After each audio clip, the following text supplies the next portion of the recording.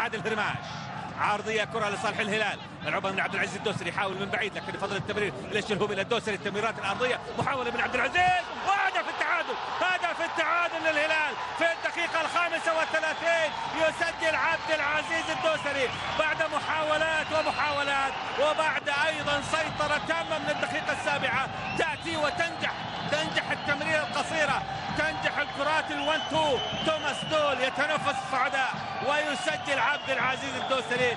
سدد نواف العابد ولم تنجح، عرضيه سلمان الفرج لم تنجح، محاولات هلاليه عديده لم تنجح. الالتراس الهلالي يظهر هنا مع التسديده القويه اللي كانت من عبد العزيز الدوسري، هو اللي استلم الكره، مرر لمحمد الشلهوب لعزوز، عزوز سدد والكره على يسار حارس المرمى مصطفى ملايكه، والهدف الاول للهلال هدف التعادل ياتي على يسار حارس مرمى هجر مصطفى ملايكه. مجهود كبير يؤديه كان عبد العزيز الدوسري في خط المنتصف، هو ونواف العابد يشكلوا النجم الممتاز والكبير، ويشكلوا ايضا النجم المهم في التشكيله الهلاليه.